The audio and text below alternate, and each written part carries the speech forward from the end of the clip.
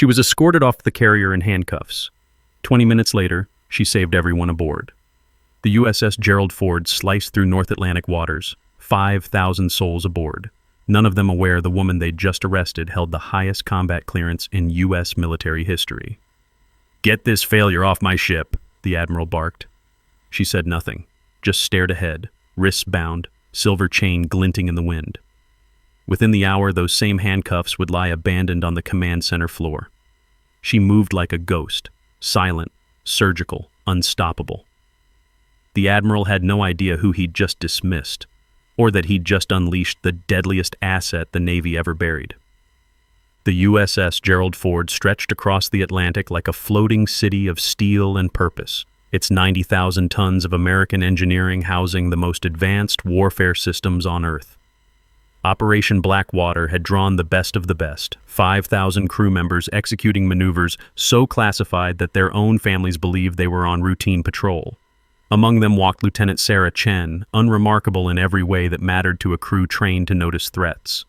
She kept to herself in the mess hall, spoke only when spoken to during briefings, and maintained a personnel file so thin it practically whispered inexperience. Admiral Morrison ruled this domain with 30 years of naval tradition coursing through his veins, his philosophy about women in combat worn like a badge of honor. His protege, Lieutenant Commander Jake Stevens, absorbed these lessons with disturbing enthusiasm. But Chief Petty Officer Martinez had survived 23 years in the Navy by noticing what others missed. He watched Chen move through the carrier's narrow passages with an economy of motion that didn't match her desk job assignment. During explosion drills, when green sailors flinched and seasoned ones tensed, she simply continued whatever task occupied her hands, her fingers unconsciously tracing patterns on that silver chain. Her bunk area displayed a level of organization that went beyond military precision into something almost surgical. "Something's not right about that one," Martinez muttered to his coffee cup one morning, watching her navigate the crowded corridor without touching a single person. The whispers had already started among the crew. Where had she transferred from? Why did her service record contain more redactions than readable text? Stevens joked loudly about the dead weight they'd been saddled with, ensuring his voice carried whenever Chen passed. She heard every word, of course. Martinez caught the slight tightening of her jaw when Stevens delivered his latest barb, but also something else, her hand moving to that chain, fingers finding specific points along its length as if counting prayer beads. But she never responded, never defended herself, just continued her duties with the mechanical precision of someone playing a role they'd rehearsed to perfection. The chief's instincts, honed by decades at sea, screamed that this woman's calm ran deeper than simple professionalism. He'd seen sailors who didn't react to danger before, but they were usually the ones who'd seen too much of it. The collision happened during morning combat readiness drills, though calling it accidental would require ignoring the precision with which Chen's shoulder found Stevens' coffee cup. Brown liquid exploded across his pressed whites while 50 crew members turned to watch. "Watch where you're going, sweetheart," Stevens snarled, his face flushing crimson as caffeine soaked through to his skin. "This isn't a cruise ship for lost tourists." Admiral Morrison materialized from the bridge wing, his satisfaction evident. "This is exactly why women don't belong in combat roles. Lieutenant Chen, demonstrate proper movement protocol for everyone here." The humiliation ceremony began, Chen standing at attention while Morrison dissected her very presence on his ship. Stevens added his own commentary, suggesting the galley might better suit her abilities. "I'll remember that suggestion, sir," Chen replied, her voice flat as a mission briefing. Martinez watched from the upper deck, whispering observations that his rational mind rejected but his instincts confirmed. "She's letting this happen," he murmured to the bulkhead. "Look at her breathing, completely controlled. Her stance is perfect, weight distributed for instant movement." The crowd's mockery washed over Chen like water over steel, leaving no mark. But Martinez caught something others missed, her fingers on that chain again, pressing specific points in a sequence that looked almost like Morse code. She counted to 10 in what sounded like Mandarin, though the dialect was strange, older. The stumble that had started this scene suddenly looked less like clumsiness and more like a perfectly executed tactical maneuver that had placed Stevens exactly where she wanted him. Have you ever been underestimated because of how you look or where you come from? That moment when people judge before they truly see?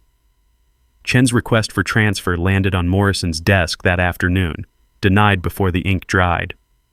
"You'll learn discipline here or nowhere, Lieutenant," he declared. That night, security cameras captured her making an encrypted call from a maintenance closet. The words were too quiet for the audio to catch clearly, but Martinez, reviewing footage later, read her lips. "I need an extraction. No, I'll handle it myself." The simulation turned real at 0300 hours when shadows moved wrong across the flight deck and bodies dropped without sound. 12 armed intruders, faces obscured by tactical gear, moved through the carrier with intimate knowledge of its layout, neutralizing security checkpoints with surgical precision. Within minutes, they'd seized the command center, Admiral Morrison and Stevens among 14 hostages kneeling on cold steel. The remaining security forces fell back, overwhelmed by an enemy that knew their protocols better than they did. Chen volunteered for the rescue mission before the emergency lighting finished cycling. Morrison's voice crackled over the radio. "Stand down, Lieutenant. This is for qualified personnel only." Her response cut through static and fear. "Sir, with respect, your qualified personnel are currently kneeling beside you." Martinez provided running commentary from auxiliary control, his observation sharper than any camera feed. "She's assembling gear I've only seen in classified manuals," he noted, watching Chen's hands move with muscle memory across weapons and equipment. The quartermaster's confusion deepened as she requested items that weren't supposed to exist on a standard carrier. As she prepared, Martinez saw her remove that silver chain, studying it under the emergency lights. Not a chain at all, but a garrote wire disguised as jewelry, with small marks indicating kills. 23 marks. When she reached the first obstacle, a laser grid protecting the main corridor, something extraordinary happened.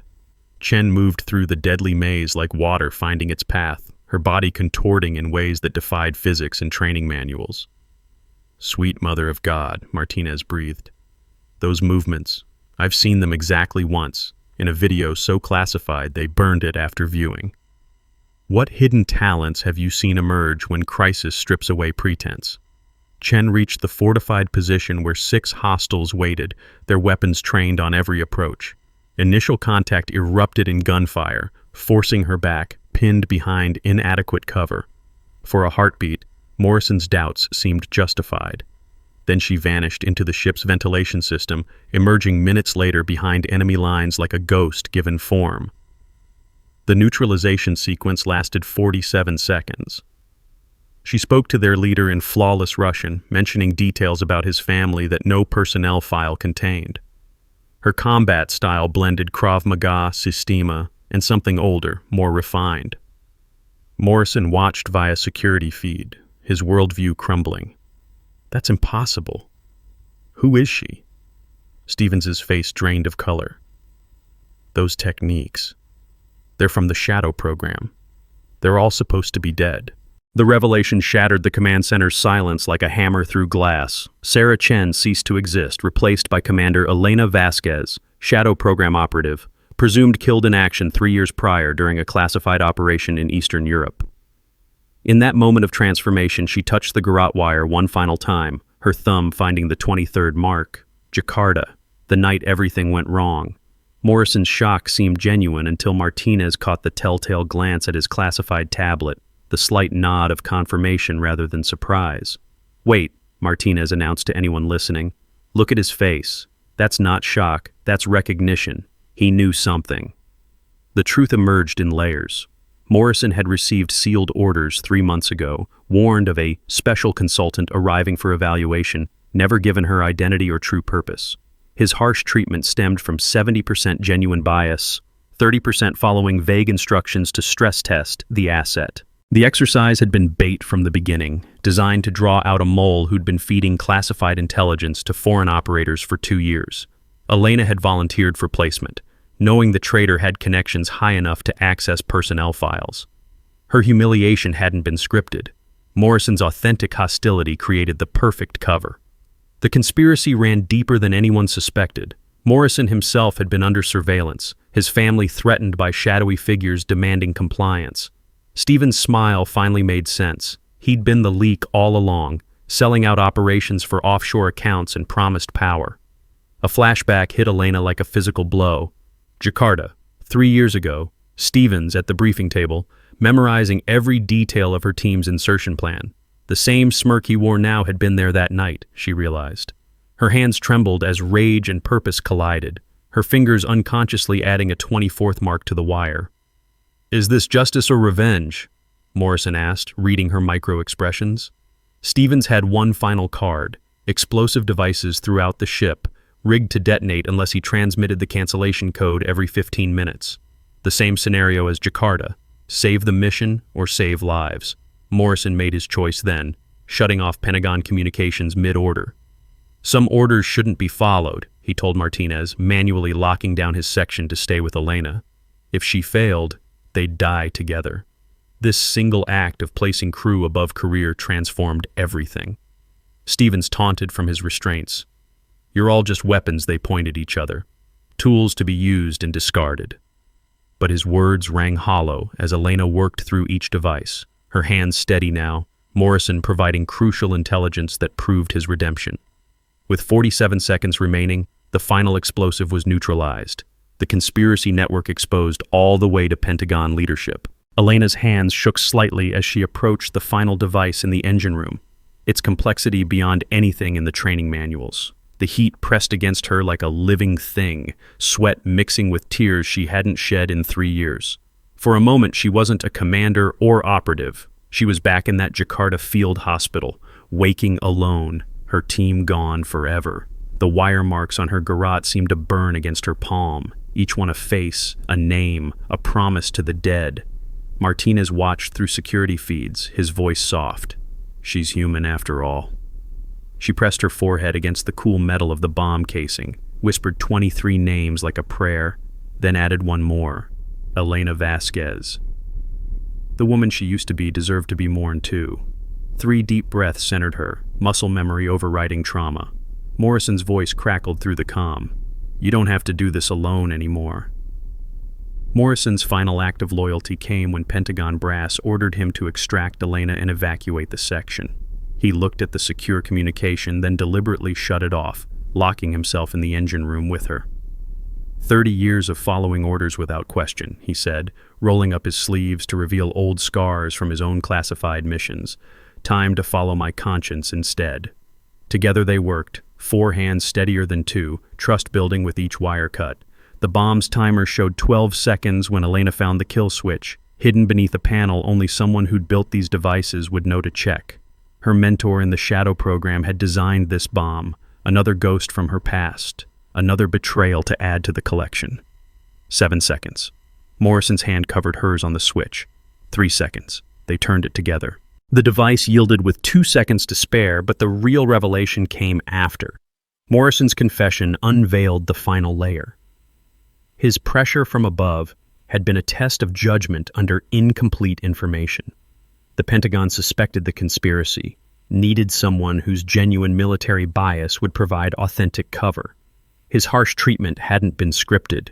It was real prejudice meeting institutional design. Stevens's network crumbled as his Pentagon allies abandoned him. Morrison's public acknowledgement echoed through the carrier. "I was wrong about everything. This officer saved us all, including from ourselves." The ceremony was brief, honors restored not just for Elena, but for the very concept of looking beyond surface assumptions. She stood before the crew, no longer Sarah Chen, and hung the garrote wire on the memorial wall. 24 marks for the dead, but no more to be added. What extraordinary people walk past you every day, their true selves hidden beneath ordinary facades. Elena packed her few belongings while Morrison watched from the bridge, his salute carrying the weight of genuine respect.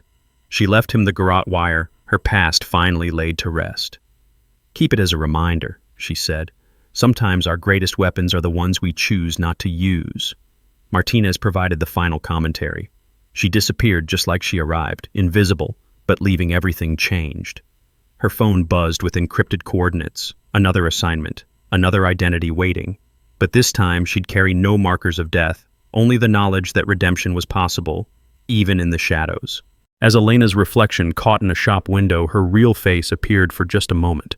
Not the hardened operative or the meek lieutenant, but something in between, something healing. She adjusted her appearance and vanished into the crowd, no longer running from her past but walking toward an uncertain future. Martinez's final words hung in the air. Heroes walk among us every day. We just have to learn how to see them. The ocean stretched endlessly beyond, holding infinite possibilities for hidden heroism, for extraordinary souls wearing ordinary masks. What hidden talents do you think are walking among us right now? The mission never ends. It only changes faces.